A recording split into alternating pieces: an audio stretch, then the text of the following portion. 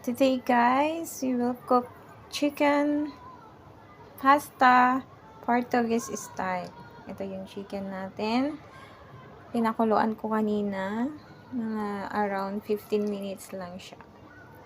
So, kailangan natin hiwa-hiwain mamaya. So, ito yung mga ingredients ko. Pasta. Na ano na siya. Tapos, cheese. Mozzarella cheese. Ito yung ginawa kong sauce. May pork siya, minced pork. Tomato sauce, yung spaghetti sauce. Tapos, may hotdog, sibuyas at bawang. So, handa na siya. Lulutuin ko yan sa air fry. I-prepare lang natin guys. Hiwa-hiwain ko siya. Hiwain ko lang ng medyo manipis lang. Kasi, saglit lang dyan sa ano. Cut the chicken! Cut the chicken!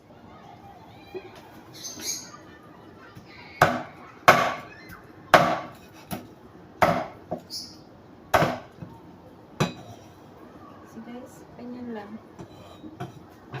Okay, next.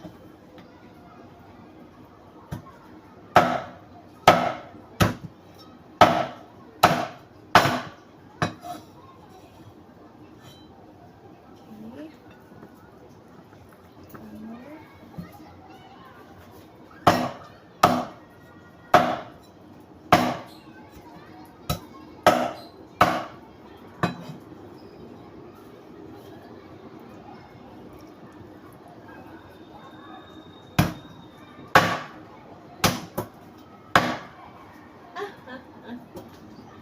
Tinakbo.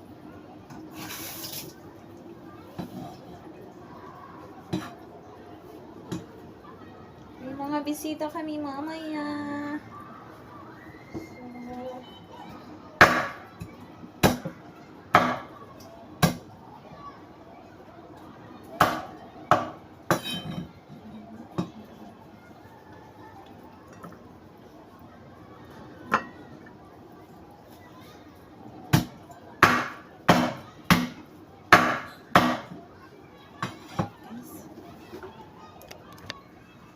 Ganda ng paghiwa, oh. Ganyan yung hiwa niya. So, nagtipid in the... May sobra siya. Huwag nang lutuin. Dami.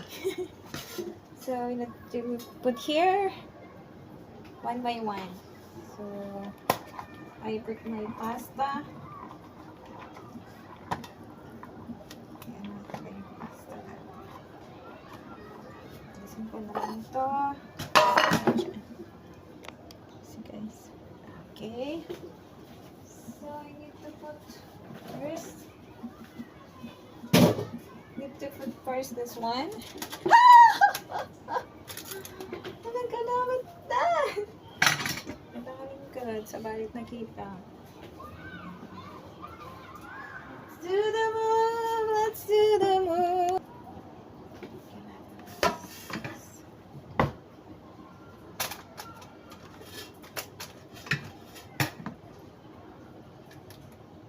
Kailangan lagyan ng pamienta, pepper yung ano natin yung sauce natin.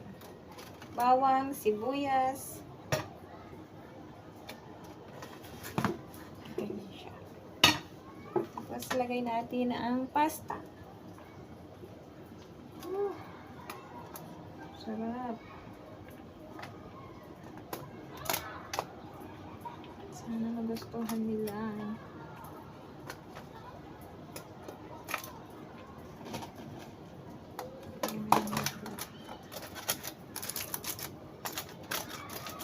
Okay. So, another sauce.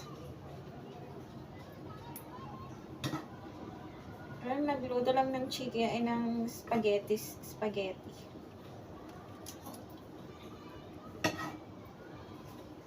Nilagyan ko lang ng maraming sauce kasi yun yung kailangan later.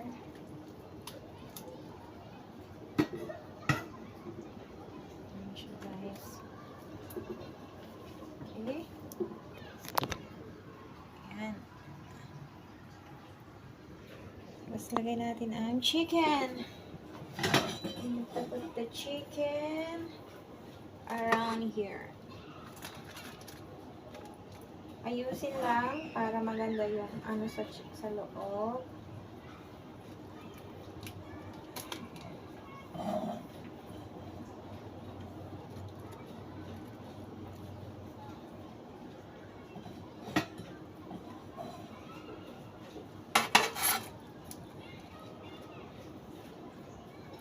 Maganda yung ano.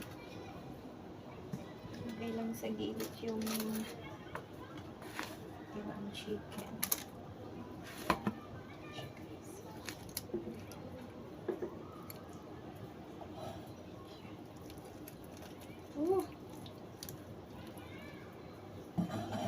Punong-puno. Okay lang. Ganyan siya, guys. Shrimp. Tapos, lagay lang yung sauce.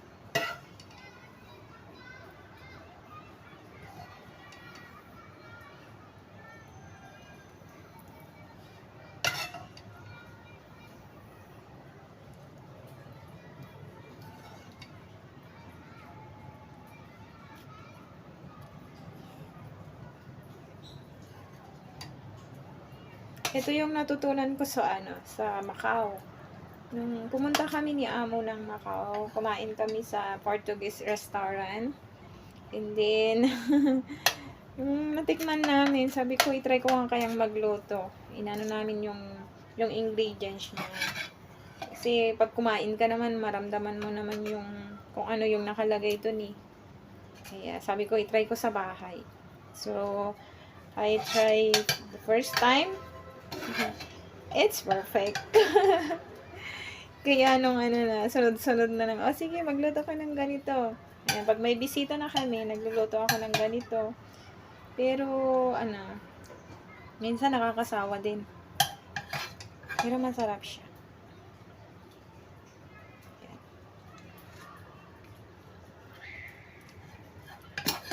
Ikaw na yung magtansya sa taste niya sa iyo kung ano yung medyo matamis kasi ito. Kagaya ng mga spaghetti sauce natin, yung ginagawa natin ng spaghetti.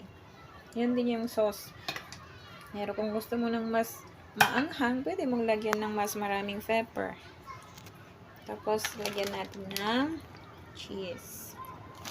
Guys.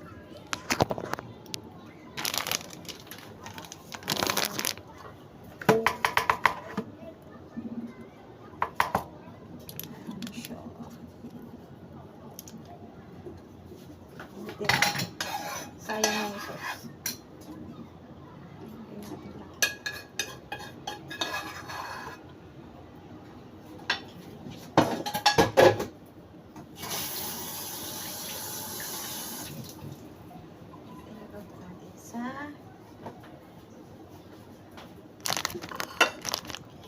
Iluluto ko pa siya ng 5 minutes. Then, mamaya ilagay ko na yung cheese.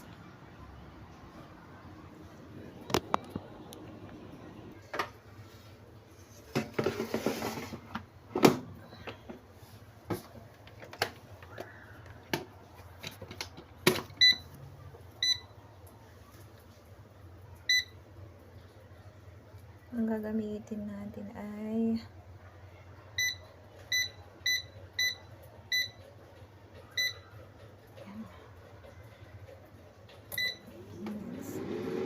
so, lutuin ko lang siya ng 7 minutes.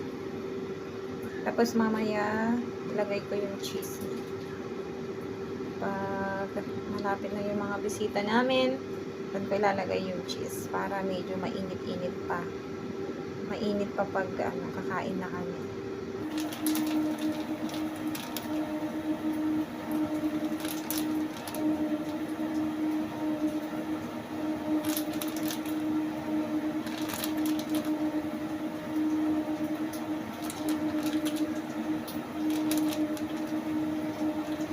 Let's put the cheese on top kung gaano gusto nyo karami. Okay lang.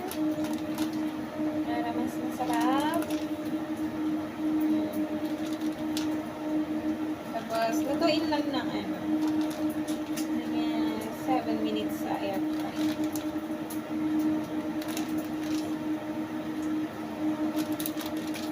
Mahal tong cheese na to.